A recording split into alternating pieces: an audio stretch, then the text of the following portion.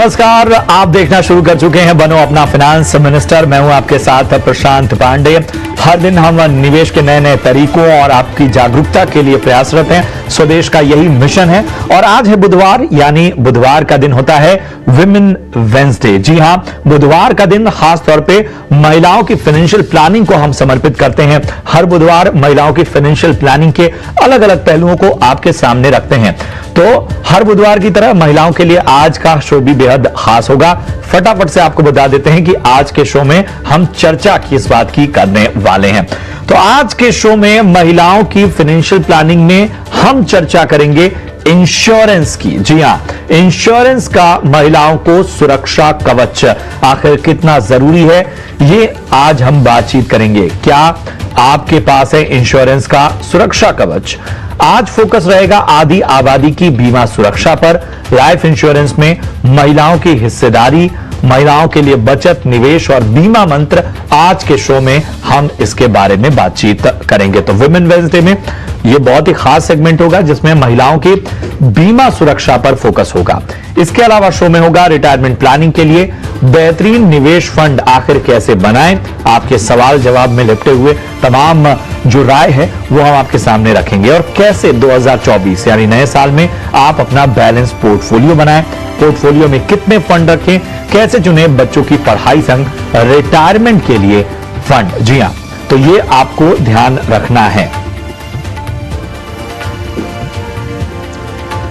साथ ही हम आपको बताएंगे कैसे बनाएं बैलेंस पोर्टफोलियो, निवेश, इंश्योरेंस, क्रेडिट कार्ड, क्रिप्टो और लोन से जुड़े सवाल हम तक भेजें बनो अपना फाइनेंस मिनिस्टर में। बनो अपना फाइनेंस मिनिस्टर पर अपना सवाल पूछने के लिए आपको कुछ नहीं करना है। व्हाट्सएप नंबर हम आपके स्क्रीन पर फ्लैश कर रहे हैं। इस व्हाट्सएप नंबर पर आप अपने सवाल भेजिए। आप अपना सवाल वीडियो बनाकर भी भेज सकते हैं।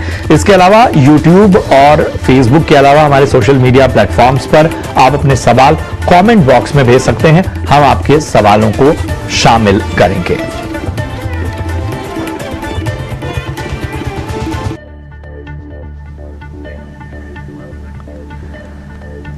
और विमेन वेंसडे में आज हमारे साथ महिलाओं की बीमा सुरक्षा पर विस्तार से बातचीत करने के लिए बहुत ही खास मेहमान हैं। हमारे साथ हैं हर्षवर्धन रूंगटा साहब, जो कि सीएफपी हैं रूंगटा सिक्योरिटीज से।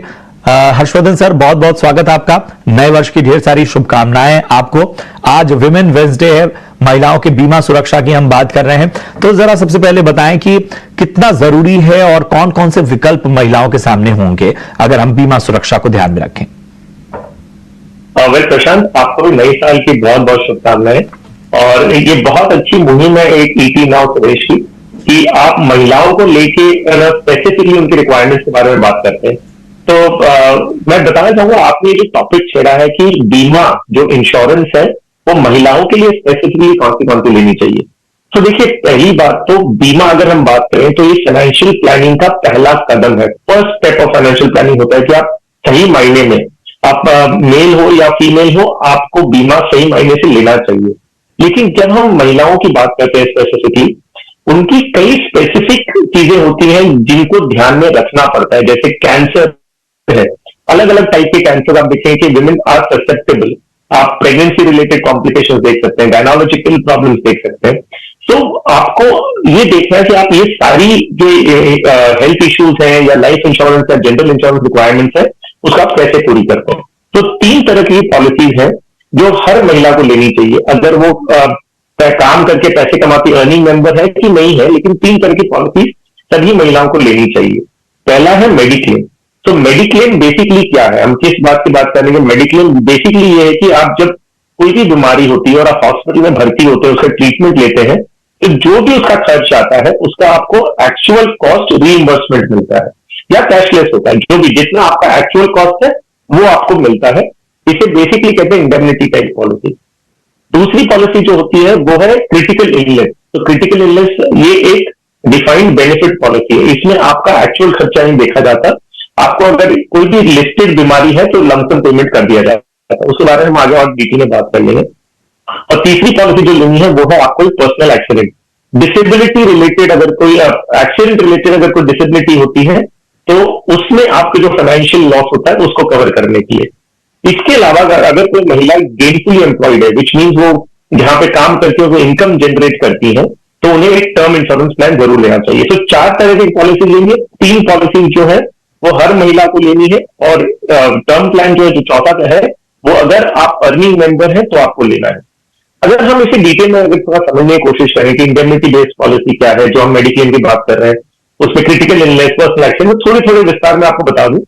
तो मेडिक्लेम जो हम बात करते हैं, उसमें जो स्टैंडर्ड कवरेजेस हैं मेल या फीमेल के लिए, वो तो है ही, लेकिन कई पॉलिसीज ऐसे एड ऑन कवर लेती हैं जो विमेन स्पेसिफिक एलिमेंट्स को कवर करती हैं। लाइक फॉर एग्जांपल, आप देख लें कि अगर आपका मटर्निटी कॉस्ट है फॉर एग्जांपल, तो मटर्निटी आपका 1 to 3 इयर्स की वेटिंग पीरियड के बाद आपको 50,000 या 1 लाख रुपए तक आपको मटर्निटी कवर मिलता है, विच मीन अगर हॉस्पिटलाइजेशन आपको चाइल्ड बर्थ रिलेटेड पर्पज के लिए होती है तो भी आपको क्लेम मिल सकता है। दूसरा है न्यू बॉर्न बेबी कवर। तो बेसिकली जब नया बच्चा पैदा होता है तो वो सर्टेन लिमिट तक ऑटोमेटिकली पॉलिसी में कवर हो सकता है, तो ये एक एड ऑन बेनिफिट है जो आप कंसिडर कर सकते हैं। तीसरा है आईवीएफ ट्रीटमेंट। तो जो आईवीएफ ट्रीटमेंट है उसका वेटिंग पीरियड मान लीजिए 3 साल का होगा, उसके बाद आप आईवीएफ भी कवर कर सकती हैं, आप सरोगेसी कवर कर सकती हैं, और कई पॉलिसीज ऐसी हैं जो फ्री गायनोलॉजिकल कंसल्टेशन भी प्रोवाइड करती हैं। तो ये हो गया मेडिक्लेम। तो जैसे मैं सिर्फ एक समरी बता दूं, आपके पास ऑप्शन है कि जो स्टैंडर्ड मेडिक्लेम पॉलिसी है जो सबके लिए लागू होती है वो तो है, plus women specific add on cover ही मिलते हैं और विमेन स्पेसिफिक पॉलिसीज मिलती है जिनमें ये सारी जो चीजें हैं वो एडिशनली कवर की जाती है। अब क्रिटिकल इलनेस जो हम बात करें, फिक्स्ड बेनिफिट पॉलिसी है। तो जहां मेडिक्लेम था कि वो आपको एक्चुअल जितना आपका खर्चा हुआ वो रिइंबर्समेंट मिलेगा, क्रिटिकल इलनेस है फिक्स्ड बेनिफिट। वो बेसिकली ऐसी है कि अगर किसी महिला को कैंसर होता है, हार्ट डिजीज है, या किडनी फेलियर है, स्ट्रोक, पैरालिसिस, ऐसी कोई भी एलिमेंट्स होती है, तो आपको द मोमेंट आप डायग्नोस होते हैं और you survive an x number of days, 7 days हो सकता है, 15 दिन हो सकता है, 30 दिन हो सकता है, अगर आप वो पीरियड सर्वाइव करती हैं डायग्नोसिस के बाद में, आपने कोई भी ट्रीटमेंट लिया और नहीं लिया उससे कोई फर्क नहीं पड़ता, ये पॉलिसी जो है क्रिटिकल इलनेस वो एक लमसम पेमेंट आपको कर देती है। तो बेसिकली इसका पर्पस ये होता है कि जब आप एक क्रिटिकल एलिमेंट आपके साथ होती है तो आप हॉस्पिटल में ट्रीटमेंट तो जरूर ले लेंगे, लेकिन जब आप बाहर आते हैं, हॉस्पिटल के बाहर आते हैं, तो आपकी प्रोडक्टिविटी उतनी नहीं रहती, आपकी इनकम का लॉस हो सकता है, कोई चीज को आपको फाइनेंशियल सपोर्ट चाहिए रहता है अपने खुद का ध्यान रखने के लिए, तो आप क्रिटिकल इलनेस पॉलिसी ले सकते हैं जिसमें आपको एक लमसम पेमेंट कर दिया जाता है irrespective of cost of treatment, आपकी बीमारी डायग्नोस होते ही।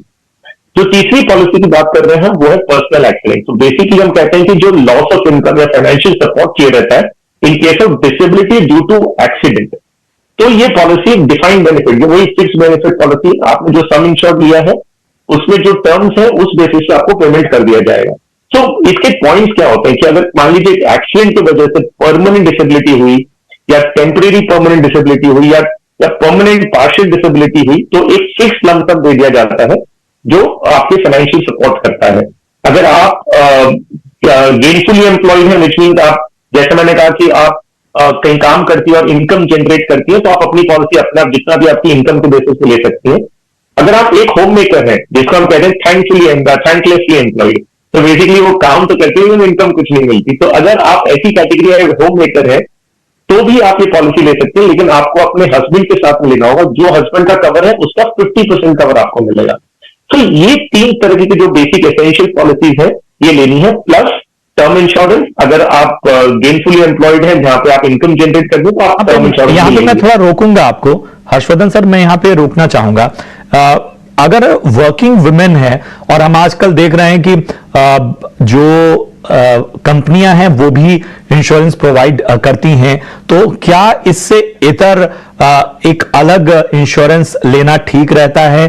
क्योंकि आप वर्किंग हैं, आप किसी कंपनी के बाउंड हैं, जरा इस पे थोड़ी रोशनी डालिए उन महिलाओं के लिए जो वर्किंग हैं और जो जिनके पास कंपनी का इंश्योरेंस पॉलिसी है, कंपनी ने उन्हें दिया हुआ है, उसके अलावा अगर वो दूसरा लेना चाहते तो ये कितना सही रहता है? यस, सो प्रशांत, एक्चुअली अगर आप मेल हो या फीमेल हो और आप कोई कंपनी में काम कर रहे हैं, आपकी कंपनी आपको एक एम्प्लॉयर के रूप में आपको इंश्योरेंस दे रही है, हो सकता है वो मेडिक्लेम हो सकता है पर्सनल एक्सीडेंट, हो सकता है टर्म प्लान। हमने हमेशा से ये कहा है कि आपका एक इंश्योरेंस जो है, आपका बीमा जो है, वो इंडिपेंडेंट आपके पास होना ही चाहिए। आप अपने एम्प्लॉयर से जो आपको मिलता है वो आप एक्स्ट्रा समझ के चलिए, लेकिन आपकी पर्सनल इंश्योरेंस प्लानिंग में आप जो आपके एम्प्लॉयर के थ्रू मिलता है सिर्फ अगर उसी पे डिपेंडेंट है तो बहुत आगे जाके तकलीफ हो सकती है। अगर आपने मान लीजिए एम्प्लॉयर बदला और नए एम्प्लॉयर के पास ऐसी पॉलिसी नहीं है मान लीजिए, या नए एम्प्लॉयर के पास है लेकिन बीच में वेटिंग पीरियड है कि आप 6 महीना कहीं काम नहीं कर सकते, या ऐसी कोई भी आपके रिटायरमेंट के बाद में आपका कवरेज कौन करेगा। तो ये सारी चीजों के कारण हम लोग कहते हैं कि इंडिपेंडेंट फाइनेंशियल प्लानिंग है, इंडिपेंडेंट इंश्योरेंस प्लानिंग जो आपकी है वो होनी चाहिए। एम्प्लॉयर से कुछ भी मिल रहा है वो एक्स्ट्रा है, वो बोनस के रूप में समझ के चाहिए, और ये चीज एक्चुअली मेल तो फीमेल दोनों को लागू होती है। एक चीज हर्षवर्धन सर बताइए, टर्म इंश्योरेंस कितने, मतलब चाहे बहुत ज्यादा अर्निंग भी है, अच्छी खासी अर्निंग है या नहीं भी कमा रहे हैं, हालांकि आपने एक चीज रखा कि अगर आप नहीं कमा रहे हैं तो टर्म इंश्योरेंस थोड़ा सा आपको उस हिसाब से प्लानिंग करनी पड़ेगी, लेकिन टर्म इंश्योरेंस का साइज कितना होना चाहिए आज के दौर में, या बाकी महंगाई और बाकी चीजों को, अनिश्चितताओं को देखते हुए, कोरोना जैसा वक्त भी हमने देखा, इन सब के बीच में, और इसके फायदे क्या हैं? तो देखिए टर्म इंश्योरेंस के ना 2-3 तरीके हैं सेटल करने के, कोई फिक्स रूल नहीं है। तो एक है कि आप पहले ये देखते हैं कि आपकी सालाना आमदनी कितनी है, आपकी इनकम मान लीजिए 1 लाख रुपए है सालाना, एक एग्जाम्पल के रूप में बता रहा हूं, 1 लाख रुपए आपकी इनकम है और आप बोलते हैं कि मुझे 15 टाइम्स या 10 टाइम्स या 20 टाइम्स का उसका कवर लेना, तो आप 15 से 20 लाख रुपए तक का उसका इंश्योरेंस कवर लेंगे अपने आप। सो बेसिकली कहीं भी 10 to 20 टाइम्स के बीच में जहां आपको सुविधा लगे आप उतनी अपना इंश्योरेंस लेते हैं। दूसरा तरीका ये कि आप एक्चुअली एक ह्यूमन लाइफ वैल्यू का कैलकुलेशन करेंगे। आप ये देखेंगे कि मेरी एक्चुअल इनकम कितनी है प्लस मेरी लाइबिलिटीज है। तो ये एग्जांपल में मान लीजिए आप कहते हैं कि मुझे एक एक्स अमाउंट ऑफ पैसा चाहिए, ये मेरी इनकम है, प्लस आपके पास आपके ऊपर मान लीजिए 50 लाख की लाइबिलिटी, कोई होम लोन है या कुछ है, तो आप वो भी जोड़ सकते हैं इसके अंदर। प्लस आप ये भी देख सकते हैं कि आपको अपने बच्चों के लिए अगर कोई उनकी पढ़ाई और इस सब की प्रोविजन करना है तो आप वो भी जोड़ सकते हैं। तो इसके ना इसका जो सम इंश्योर्ड असर्टेन करने का ना कोई फिक्स तरीका नहीं है। सिंपल तरीका जैसे मैंने बताया वो है कि आप अपनी सालाना इनकम का मल्टीपल कर लीजिए, लेकिन अगर आपके पास सुविधा है कि आप वो कैलकुलेशन कर सकें कि मुझे हर महीने कितने का रिप्लेसमेंट करना है, फाइनेंशियल रिप्लेसमेंट करना है, होम लोन की लायबिलिटीज एक्सेट्रा, तो आप वैसा कैलकुलेशन भी कर सकते हैं।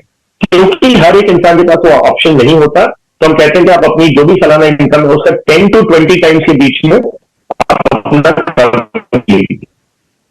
ठीक है, तो ये अहम सलाह आपको मिलती हुई हर्षवर्धन जी की ओर से, और हर बात बहुत स्पष्ट तरीके से उन्होंने आपके सामने रख दी। चलिए अब इस विषय से अलग अपने कॉलर्स पर लौटते हैं। हमारे साथ ओम प्रकाश जी इस वक्त फोन लाइन पर जुड़े हुए हैं, हमारे पहले कॉलर। ओम प्रकाश जी नमस्कार, पूछिए क्या जानना चाहते हैं आप? नमस्कार सर, मैंने अपना पोर्टफोलियो सर भेजा था, तो मैं सर से राय चाहता हूं कि मेरे टारगेट पूरे हो पाएंगे या नहीं, या पोर्टफोलियो में कुछ बदलाव करना जरूरी है। ठीक है हर्षवर्धन सर, आपके पास तमाम डिटेल्स हैं ओम प्रकाश जी की। ये चाहते हैं कि जो भी इनके टारगेट्स हैं वो क्या इन फंड से अचीव हो पाएंगे, और क्या और भी कुछ सवाल इन्होंने इसमें रखे हुए हैं और अपनी सारी डिटेल्स भी रखी हुई है। बताइए क्या इन्हें किसी तरह का बदलाव भी करना होगा?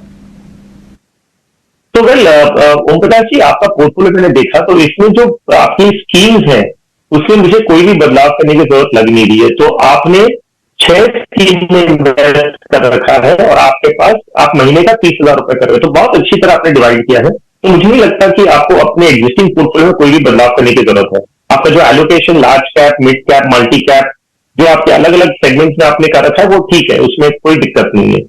आपका जो अक्यूमुलेटेड कॉर्पस है, तो आपने बताया कि आपका 5 लाख रुपए ऑलरेडी अक्यूमुलेटेड है, प्लस 30,000 रुपए की आप एसआईपी कर रहे हैं हर महीने की, और आप ये इन्वेस्टमेंट हर साल बढ़ा भी सकते हैं।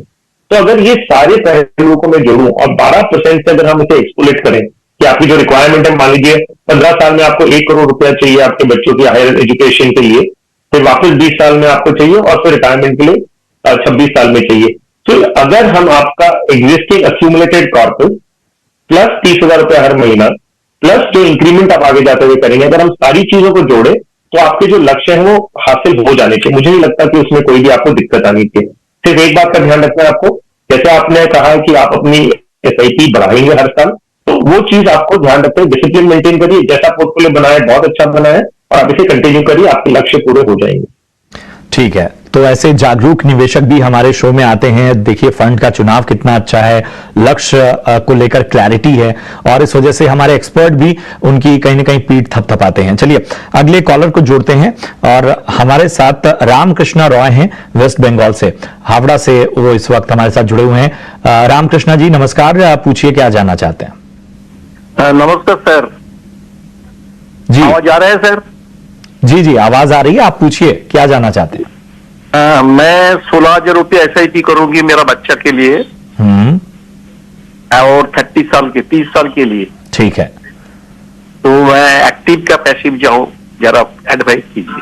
ठीक है, तो आप अभी SIP की शुरुआत करना चाहते हैं?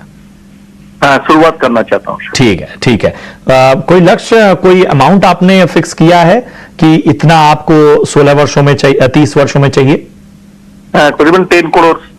कितना? 3? 10। अच्छा, 10 करोड़, 10 करोड़, 10 करोड़। तो ये इनकी SIP के लक्ष्य हैं 30 सालों में। हर्षवर्धन जी बताइए क्या लगता है, अभी इनके बच्चे की उम्र 15 साल है। तो देखिए रामकृष्ण जी, आपने जो बताया ना कि 16,000 की SIP करनी, वो बहुत अच्छी बात है। 30 साल के लिए करना, तो ये भी अच्छी बात है कि आपने इतना जल्दी सोचा और अभी से निवेश करना शुरू करेंगे तो कंपाउंडिंग का बेनिफिट आपको सही मायने में मिलेगा। जहां तक सवाल पैसिव और एक्टिव का है, देखिए एक जुडिशियल मिक्स होना चाहिए कि आप देखें कि आपके पोर्टफोलियो में कई कैटेगरीज ऐसी हैं जिसमें पैसिव कैटेगरी हम बोलते हैं ज्यादा बेटर है। कई ऐसी कैटेगरीज हैं जैसे mid cap and small cap है मान लीजिए, जहां पे अभी भी एक्टिव फंड मैनेजमेंट का स्कोप है कि वहां पे आपको अल्फा जनरेट हो सकता है। तीसरी चीज का आपको ध्यान रखना है कि ये तो कैटेगरी वाइज है जहां आपको डिसाइड करना है कि एक्टिव या पैसिव, लेकिन आपकी इन्वेस्टर प्रोफाइल को भी देख के आपको देखना है कि क्या आप एक्टिव को फॉलो कर सकते हैं कि नहीं। तो आपके लिए मैं सजेस्ट करूंगा कि जो 4,000 रुपए की आप SIP 4 स्कीम में करें तो आपका 16,000 हो जाएगा, और इसमें आपको अलग अलग कैटेगरी की स्कीम्स भी देता हूं मैं। तो पहला जो स्कीम है वो है ADSL Nifty 50 equal weight index fund. ये बेसिकली लार्ज कैप में इंडेक्स फंड है और ये पैसिव फंड हो गया। दूसरा कोटक मल्टी कैप, ये एक्टिव मैनेज फंड है। तीसरा आपके लिए Nippon India mid cap 150 index. तो large cap and mid cap में मैं आपको इंडेक्स फंड दे रहा हूं, क्योंकि आपकी इन्वेस्टर प्रोफाइल समझते हो कि आपके लिए ज्यादा आसान होगा ये ट्रैक करने के लिए। और एक आपको इंटरनेशनल फंड आपके पोर्टफोलियो में जोड़ रहा हूं, वो है ICICI through NASDAQ 100 fund of fund. तो इस तरह आपका जो इंडियन इक्विटी मार्केट्स में लार्ज मिड में आपका पैसिवली एक्सपोजर है, एक मल्टी कैप है जो एक्टिव है, और एक पैसिवली मैनेज इंटरनेशनल फंड आपके पोर्टफोलियो में जोड़ रहा हूं। ये पोर्टफोलियो आप 2 साल में एक बार रिव्यू करिए, कैसा चल रहा है, आप खुश है ना है, कुछ चेंजेस करने की जरूरत है कि नहीं। जहां तक आपके लक्ष्य का सवाल है, अगर हम इसे 12% से एस्टिमेट करते हैं तो 30 साल बाद आपके पास करीबन 5.5 करोड़ रुपए आसपास इकट्ठा होना चाहिए, अगर मैं 12% एस्टिमेशन करूं तो अगर आपको इससे ज्यादा अक्यूमुलेट करने की उम्मीद है या इच्छा है तो आपको आपका इन्वेस्टमेंट डबल करना। ठीक है रामकृष्णा जी, ये है आपको अहम सलाह इस वक्त मिलती हुई। हर्षवर्धन सर, आपने एक्टिव पैसिव का जो निवेश का नजरिया था वो बताया। चूंकि अब चर्चा हो रही थी, जरा इसके बारे में बताएं कि एक्टिव पैसिव ये फर्क क्या है। देखिए एक्टिव फंड एसेंशियली क्या होता है कि आप एक फंड मैनेजर को एक ऑप्शन देते हैं कि वो अपनी रिसर्च के बेसिस पे अपनी जो उनकी नॉलेज है या उनकी रिसर्च टीम या उनके सिलेक्शन करके वो एक पोर्टफोलियो जमा करते हैं। और अगर हम पैसिव की बात करें तो पैसिव फंड सिंपल है कि वो एक इंडेक्स को रेप्लिकेट करते हैं। तो मान लीजिए आपका सेंसेक्स फंड की बात कर रहे हैं, तो सेंसेक्स में जो 30 कंपनियां हैं वो उन्हीं 30 कंपनियों में वो इन्वेस्ट करेंगे और उसी रेशियो में करेंगे जिस हिसाब से वो सेंसेक्स का हिस्सा बन रहे हैं। अगर हम एक फैक्टर इन्वेस्टिंग देखें या स्मार्ट बीटा देखें तो उसमें इंडेक्स कंपोनेंट सेम रहते हैं, लेकिन उसमें परसेंटेजेस चेंज हो जाते हैं। तो एक्टिव फंड मैनेजमेंट ये है कि फंड मैनेजर अपने हिसाब से पोर्टफोलियो बनाते हैं, जो कंपनी को अच्छी लगती है किस सेक्टर में एलोकेशन करना है वो उस हिसाब से करते हैं। और पैसिव फंड वो है जो इंडेक्स को रूल रिफ्लेक्ट मिमिक करते हैं, जो सीधा सीधा वैसा का वैसा ही अपना पोर्टफोलियो बनाते हैं। तो ये राय और ये फर्क है एक्टिव और पैसिव में, और कोशिश हमारी यही है कि हम आपको बेहतर तरीके से नजरिया दें।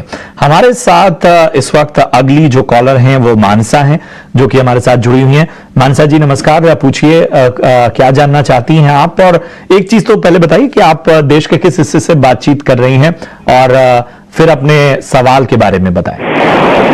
सर छत्तीसगढ़ में मानसा मेरा बेटी है सर। जी जी। और वो बेंगलुरु में है सर। ठीक ठीक ठीक ठीक। उसके पोर्टफोलियो भेजा था सर मैं जी। कि वो 2019 से उसका SIP चल रहा है सर। अभी 4 लाख उसका पोर्टफोलियो एक्यूमुलेट हुआ है सर। जी। तो यही फंड को कंटिन्यू करें कि सर इनका कम से कम 20, 25 साल, 30 साल तक का ओरिजिन है सर। ठीक है। अभी फिलहाल क्या सर वो स्टेप अप कैसे नहीं किया कर पाया था सर। ठीक। हेलो। जी जी जी। तो अभी क्या उसका 1,000 रुपया PPF में डेट फंड में है सर। बाकी 10,000 इसी में चल रहा है सर। आपको जो भेजा हो पोर्टफोलियो में। ठीक है ठीक है। इसको कंटिन्यू करने के लिए लंबा के लिए सर यही कंटिन्यू करेंगे, कुछ चेंजेस की जरूरत है सर इसमें, ये था सर। ठीक है हर्षवर्धन जी, आपने सवाल सुना, बताइए क्या राय होगी। तो वेल देखिए, आपने अपनी डॉटर का जो पोर्टफोलियो देखे हमने हमसे शेयर किया है। अच्छी बात है कि आपकी डॉटर भी बहुत पहले से इन्वेस्ट करी और आप उसे ट्रैक भी कर रहे हैं, उन्हें एनकरेज भी कर रहे हैं। तो सिर्फ ध्यान रखिए एक चीज की, आपके पास 10,000 रुपया इन्वेस्ट कर रहे हैं और 8 स्कीम्स हैं। सो क्लियरली आपकी डॉटर को इतनी सारी स्कीम्स की जरूरत नहीं है। अगर आप डाइवर्सिफिकेशन पॉइंट ऑफ व्यू से भी देखते हैं तो आप 4 या 5 स्कीम में इन्वेस्ट करें तो आपका पर्पस पूरा हो जाता है। लेकिन 4-5 स्कीम आप रखेंगे अलग अलग कैटेगरीज, अलग फंड मैनेजर्स के साथ। सो आपकी जो एग्जिस्टिंग स्कीम्स है उन्हीं में से मैं 4 स्कीम शॉर्टलिस्ट कर रहा हूं और इन्हीं 4 स्कीम से आप 2,500 रुपया करिए। तो आपको 8 स्कीम लेने की जरूरत नहीं है, 4 है वो भी आपकी एग्जिस्टिंग स्कीम्स में ही दे रहा हूं, तो कोई नया फोलियो भी आपको खोलना नहीं है। तो HDFC flexi cap, Kotak emerging equity, ICICI Pru multi cap और SBI फोकस फंड, ये 4 स्कीम्स में आप 2,500 रुपया करिए तो आपका 10,000 निवेश हो जाएगा और बाकी की स्कीम्स आप बंद कर दीजिए। उसमें जो भी आपका एग्जिस्टिंग इन्वेस्टमेंट है उसे आप रिडीम करके इन्हीं 4 स्कीम में कंसोलिडेट कर दें, क्योंकि आगे जाते हुए आपको 4 स्कीम को ट्रैक करना आसान होगा। उसे कोई भी एडमिनिस्ट्रेटिव काम होगा, कुछ भी आपको उसमें अपडेट करना हो तो ये 4 स्कीम से करना आसान होगा। और ये चारों स्कीम्स अलग अलग कैटेगरी हैं जो आपका पर्पस फुलफिल करता है। तो बस यही सलाह रहेगी मेरी, और आगे भी अगर और इन्वेस्टमेंट बढ़ाना भी है तो ज्यादा से ज्यादा एक स्कीम और जोड़िएगा, उससे ज्यादा आपको जरूरत नहीं है। ठीक है, तो ये आपको सलाह। आप कुछ और जानना चाहते हैं, अगर हमारे साथ जुड़े हैं तो आपका कोई और सवाल हो तो पूछ सकते हैं। थैंक यू सर, आपका धन्यवाद सर हमारा क्वेश्चन लेने के लिए सर। छत्तीसगढ़ से बोल रहे थे सर। ठीक है, धन्यवाद आपका। अब चलिए अगले जो दर्शक हैं उनकी ओर बढ़ते हैं। अनंत हैं हमारे साथ और YouTube के जरिए इन्होंने अपना सवाल हम तक पहुंचाया है। 20 साल की इन्वेस्टमेंट प्लानिंग के हिसाब से ये राय चाहते हैं और फंड के बारे में भी जानकारी दी है। उम्र इनकी 32 साल है। अनंत की बाकी जानकारी है हर्षवर्धन सर आपके पास है, जरा बताएं क्या करना चाहिए।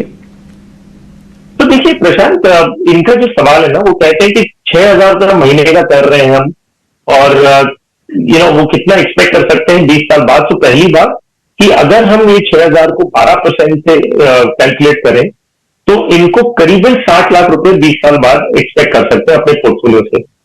अब जहां तक चेंजेस करने की बात है, इसमें मुझे कोई भी वैसे चेंजेस करने की जरूरत नहीं लग रही। सिर्फ एक कंसर्न मुझे दिख रहा है कि इन्होंने एक स्मॉल कैप फंड ले रखा है। मान लीजिए इनके पास एक फ्लेक्सी कैप है, एक फोकस्ड है।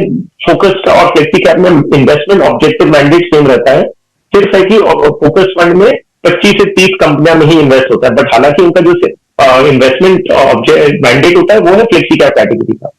अब स्मॉल कैप में ना प्रशांत, पिछले 1-2 साल से हम देख रहे हैं कि बहुत सारे इन्वेस्टर्स आ रहे हैं सिर्फ पास्ट रिटर्न्स को देखते हुए। तो टाटा स्मॉल कैप फंड अपने आप में ठीक है, सिर्फ कंसर्न ये है कि स्मॉल कैप फंड की आप वोलेटिलिटी और रिस्क प्रोफाइल को समझें। अगर वो रिस्क प्रोफाइल आपके इन्वेस्टर प्रोफाइल से मैच करता है तब आप उसे जोड़िए।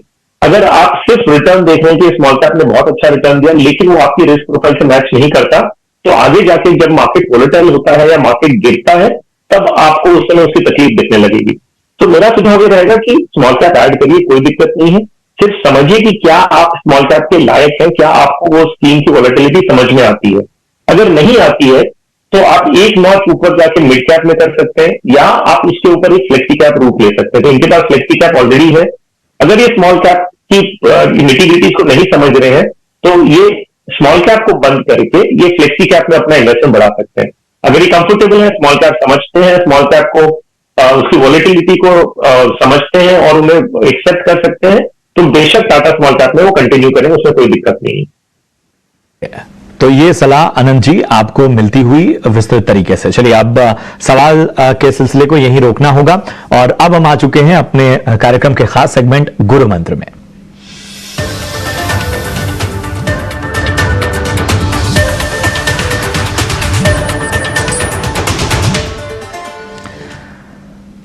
हर्षवर्धन जी बताइए, आज निवेश का गुरु मंत्र क्या होगा? तो देखिए प्रशांत, ये बहुत अच्छी बात है कि हमने देखा कि 2023 में बहुत सारे नए निवेशक इन्वेस्ट करना शुरू किए, बहुत सारी नई एसआईपी शुरू हुई है। तो ये चीज 2024 में बरकरार रहे, उसके लिए एक बहुत इंपॉर्टेंट पॉइंट है जो सारे निवेशकों को समझना है कि आपकी जो एक्सपेक्टेशन है इक्विटी म्यूचुअल फंड से, इक्विटी रिटर्न से 2024 में, वो आप मॉडरेट रखें।